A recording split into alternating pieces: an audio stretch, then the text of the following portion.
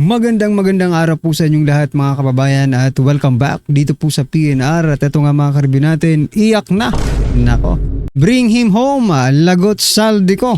And mga kababayan, patungkol po riyan ang ating aalamin at bibigyan ng komento, reaksyon ngayong araw na ito. Pero bago pong lahat mga kababayan, sa mga hindi pa po nakapag-subscribe sa ating munting channel ay pa-subscribe naman po. At ito na nga, simulan na po natin to.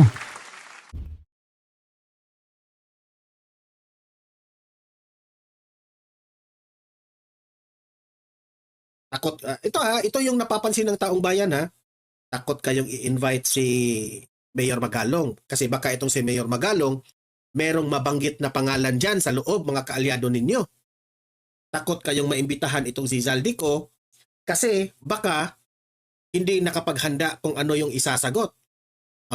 Baka saka na lulutang itong si Zaldico kung meron na kayong script na nagawa. Ganun ba? Di ba? Importante rin yung who, yung urgent, ngayon na. Pasasagutin na natin. Magandang hapon po sa inyong lahat at panibagong vlog at panibagong update na naman. At pakinggan natin itong interview nitong si Pinky Webb. Itong in-interview niya itong si Janet Garin. Kung matatandaan natin, itong si Toby Chanco ay nagrereklamo po sa proseso ng pag-imbestiga nitong flood control na mga anomalya, no, mga ghost projects. At nagrereklamo si Toby Chanco patungkol dyan sa bakit hindi agad nating maimbitahan itong si Mayor Magalong at itong si Zaldico. At ngayon naman ay pakikinggan naman natin yung side ni Congressman Janet Garin. Okay? Kasi parang hesitant sila na ma-invite ang mga persons na involved like ni Zaldico na nalilink ngayon ang kanyang pangalan dito sa mga flood control projects. So this time si Congressman Janet Garin naman ang ating gawan ng reaksyon at kung tayo ba ay sasang-ayon o hindi tayo sang-ayon sa kanya. Mas pabor ba tayo dito sa mga explanation ni Toby Chanco? O tama ba si Congressman Janet Garin? Depende yan sa resulta ng ating reaction dito sa interview niya. Okay? Pero bago natin yan i-play at i-react natin, help me po na i-like muna ha at i-share video natin at ma-notify ang inyong... Okay, so... Investigate fellow members of Congress and where is Zaldico in the first place? Let's get on point with House Deputy Speaker and Iloilo 1st District Representative Janet Garin. Congresswoman, good to have you. Thank you for your time. Thank you for inviting me, Pinky. So when I watched the hearing yesterday, so Monday was the Senate, just for the information of those watching, baka medyo nagkakalito na rin. Monday was the Senate, Tuesday was the first hearing of the TRICOM into the flood control controversy. So sa umpisa pa lang po, nagkaroon na ng mga, tense exchanges with you. Medyo bida po kayo dito dahil dalawa yon.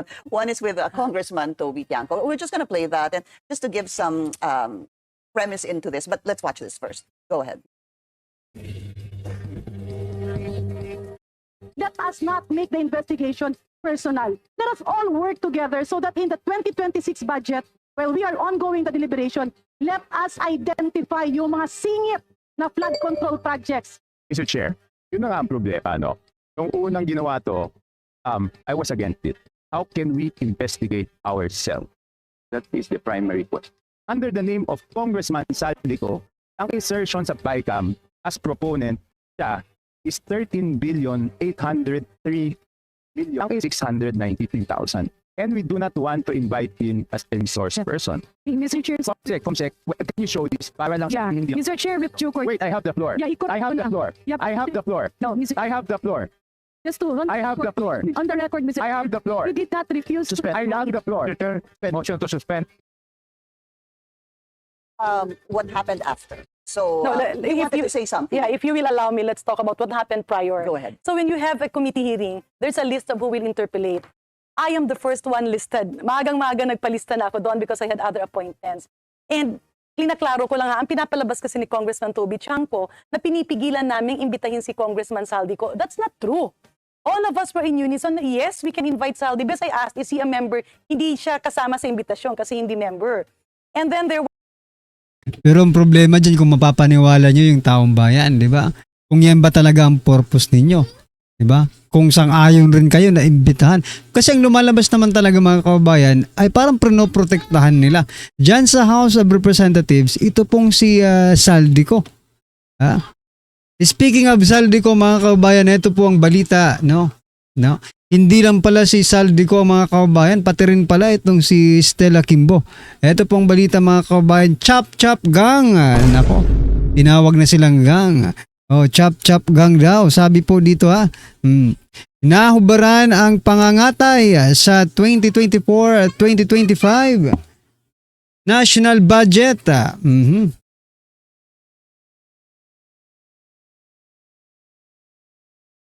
Okay, yan. Nahubaran ang pangangatay sa 2024-2025 national budget. Nanawagan si Representative Isidro Ungab, Kinasaldico at Stella Kimbo na magpaliwanag sa pagbaklas. Ayan na, pagbaklas. At paglihis ng pondo para sa ODA funded flood control projects sa 2024 at 2025 to 2025 budget. Yan mga kabayan. Tinawag na pong Chop Chop Gang ang grupo. Ano ba ito? Ito ba yung small committee? Hindi yata ito yung small committee na tinatawag ni Representative Toby Chanco, no? Pero napagkaalaman po natin na dyan po sa small committee ay kasama rin itong si Saldico mga kababayan. Nako. Dapat lang bang tawagin na Chop Chop Gang? Itong si Saldico at si Stella Kimbo. Ito naman po ang naging reaksyon ng ating mga kababayan. Sabi po nila dito mga karibyo natin, nako po, inis na inis ako dyan sa babaeng daming branded bags and jewelries.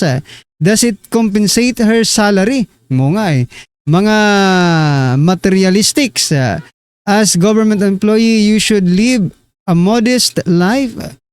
At kung tanungin kayo, I'm in hurry. Totoo nga, I'm in a hurry. I have meeting, yun lang. O nga, pag tinatanong to sila, may meeting agad Nagmamadali. Nagmamadali ito pag may mga issue Sakit-sakitan agad, ibalik mo lang ang pera ng bayan sakaling mamatay ka. Hindi ganon kabigat ang konsensya mo. Ayan po para kay Saldico kasi may sakit Heart failure mga kababayan. Was a motion, and then Congressman Abante objected. The intention was to divide the House. I called for a suspension kasi sabi ko, teka, bakit tila tayo nag-aaway-away sa loob? Well, Congressman Brian po is a colleague and the mother was being mentioned. Sabi ko, teka nga, wala namang, we were talking to Congressman Abante, please do not object. Ano ba yung objection mo? And yun yung sinasabi niya, we have interparliamentary courtesy. Pero sabi namin, baka naman pwede to shed light. But then, in every hearing, you can request people to be invited during admin matters. However, the committee was being held hostage. Kasi na-divert ni Congressman Toby Chanco yung usapan doon kay Congressman Saldico at kay Senator Grace po. We did not, that's why I was trying to interject because it was my time. Ako yung dapat na nagsasalita, ako yung dapat na ni-recognize ng chair. And I was pointing to the fact that we were not objecting, pero ang point ko, imbitahan natin sila, pero dahil hindi naman yan agad-agad, allow me to proceed to my line of questioning. So you were actually going to say that Congressman Saldico is going to be invited? Yes, prior to that, there were a lot of congressmen talking. Sabi namin, dapat nga siguro talaga siya ang sumagot dun sa issue na yun. But the point of contention on the Infracom, ang pinag-uusapan kasi doon is, paano na ipapasok ang ghost projects? Paano nagiging substandard? Kasi may mga aligasyon na ang dami ng mga middleman na nag-aalok at nagbebenta. And we wanted to know why. Kasi sabay yung budget hearing, di ba? Wala na si Saldi. Iba na rin ang mga nasa Senado. Bakit sa 2026 budget, andun yung mga singit na flood control project that we cannot identify the process by which they are being inserted. At ang sinasabi ng galing sa Kongreso, no. Pagdating ng budget sa Kongreso, andyan na siya sa National Expenditure Program. Balikan ko lang po, Congresswoman, yung sinabi niyo po. Bakit may mga ghost projects? Bakit may mga substandard projects? Why? Ang sabi niyo po, hindi ho ba importante din si who? Yes, that's right. That's why we said. Kaya nga, sa kanila, ang tinatrabaho nila, kung papaano hindi makalusot itong mga ghost projects, mga insertions. Importante rin yung who. Diba? Dapat merong mananagot. Yan ang laging pinupoint out nitong si Toby Chanco. Kaya nga, gustong ipatawag si Mayor Magalong eh. Gustong ipatawag as resource person din si Zaldico. Para magkaalaman na. In that way, dyan nyo mabigyan ng proseso na by the next budget hearing, maiiwasan na itong mga insertions na ito. Oh. Ayaw nyo kasing parang may hesitant pa kayong i-invite itong mga takot. Ito yung napapansin ng taong bayan ha. Takot kayong i-invite si Mayor Magalong. Kasi baka itong si Mayor Magalong, merong mabanggit na pangalan dyan sa loob, mga kaalyado ninyo. Takot kayong maimbitahan itong si Zaldico kasi baka hindi nakapaghanda kung ano yung isasagot. Baka saka na lulutang itong si Zaldico kung meron na kayong script na nagawa. Ganun ba? Di ba? Importante rin yung who, yung urgent. Ngayon na, pasasagutin na natin. Imbitahin natin, but for the meantime, nawala siya. Kasi papadala mo yan ng For the invitation. meantime na wala siya, bumubuo pa ng script. Hay, bakit kasi? Nasaan ba talaga si Zaldico? Allow us to proceed to the first interpellator, and that's me. Kasi 9 o'clock dapat ang start. 9:30, I should have started questioning kasi marami kasi kami sa pila. Parang tapos na yung issue na yon. And I presented to Congressman Toby Chango, yes, meron tayong dapat tingnan. Pero hindi ba dapat tingnan rin natin paano ito permanently or semi-permanently i-plug? Because my point is, it's being repeated Yeah, eh. but are you interested to find out what happened in the 2025 budget? Yes, we are. Because it can appear, Congresswoman, na you want to fix the 2026 budget and plug the loopholes. Yung sabi mo nga, may mga ahente, may mga may extra, may mga etc. Andun po tayo. Pero doon sa nangyari sa 2025, how Dugtong kasi interested siya eh. are you to We find are out? very interested kasi dugtong siya. Yan mga kababayan, bago po natin ipagpatuloy yung video. Ito tingnan nyo po mga kababayan. Dapat siguro imbitahin nyo rin to yung mag-asawang Diskaya at si Secretary Bunuan sa gitna, no? Ang post po na ito ay galing po kay Sir Greco Belica. Yan po mga kababayan. Sabi po kasi dito, wala daw kilala sila Diskaya sa DPWH pero may picture sila sa DPWH Secretary. Nako mga kababayan. Paano nila ito maipapaliwanag? Yun yung tanong dito. Paano po nila maipapaliwanag to? Dapat imbitahin po dyan sa hearing na yan para magpaliwanag din sila bakit may picture sila. No? Kung ano na naman ang kanilang mga gagawing palusot. Hey, the allegations na, okay, let's talk about the allegation na meron daw insertion si Congressman Zaldico na how much was that, 13? 13B, Okay. according to Congressman Yeah, Toby Chango. that we have to see. Kasi kapag ikaw ang chairman ng appropriation at meron kang nakikitang mga, well, all members will have to submit their request to the chairman of the Committee on Appropriation. And you make a general request covering everybody. That's how it works. A Kaya request for what? example, meron ka sa distrito mo, nakita mo, may pondo yung tulay, I see, gawa okay. na yan eh. So, these matters, yes, that's why I was saying, that's correct. We look at the small committee, we look at the BICAM, and andyan na yung reforms ngayon eh. Di ba, yung small committee will now be transparent. Pero ang sinasabi namin, dapat buuhin natin. We cannot just focus here. We have to focus on the whole process. Yes, the 2025 insertions should be checked. However, the other alleged insertions, especially the ghost projects and the substandard projects, are not congressional insertions. How do you know that? Because Secretary Bunoan admitted it. Kasi yun nga yung point ng iniimbestiga namin. I asked him the 2 projects that the President visited, can you confirm that these are ghost projects? And he said yes. And we told him who were the proponent. Saan ito sa budget nakalista? These were already listed when DBM submitted the budget to Congress. Meaning, it's an agency initiative. That's why Galing I was po telling... galing po Galing ahensya. sa departamento Hindi po na galing sa inapprove ng congressman o DBM. congresswoman. Yes. Okay. So ang sabi ko, buuhin natin ito. But that does not mean, Congresswoman, that just because yung dalawa pong binisita ng Pangulo na natuklasan ninyo, according to the DPWH Secretary, former Secretary Bonoan said, that came from the NEP. Kumbaga, galing talaga sa DPWH. That doesn't necessarily mean all these other hundreds of other projects came from the DPWH. That's why we They were could have been asking. That's why we were insertions. asking him. Kasi, okay, merong mga insertion, yung mga initiative ng mga congressman. Pag may initiative ka, meron kang pagkukunan ng pondo. And usually, you will see that this project is not needed in your area anymore and you are proposing a new project.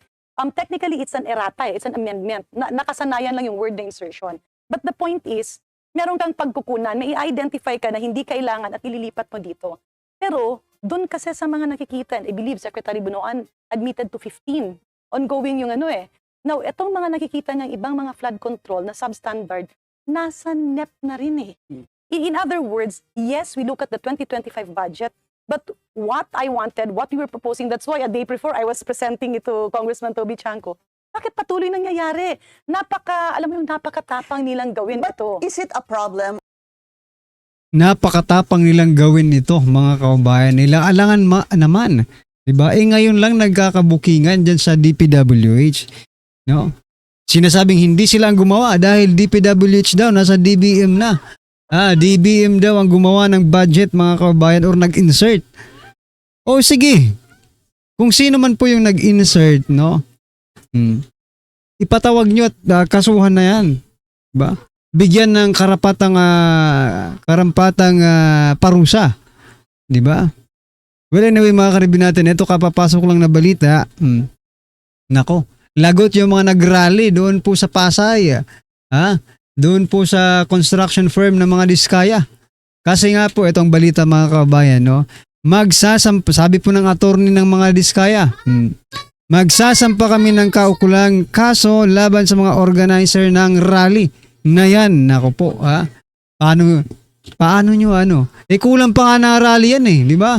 Kung tutusin, hindi pa yan yung kabuuan ng taong bayan na galit sa mga Diskaya. Katiting pa lang yan na nag-rally. Tapos kakasuhan nyo na? Kung kayo may, for example, binigyan nyo ng karapatan yung mga sarili nyo na magnakaw, no? Sa kaban ng bayan. Binigyan nyo ng karapatan yung mga sarili nyo na magnakaw sa kaban ng bayan. Tapos ngayon, yung karapatan naman ng taong bayan na isu kayo, di ba? Habulin kayo.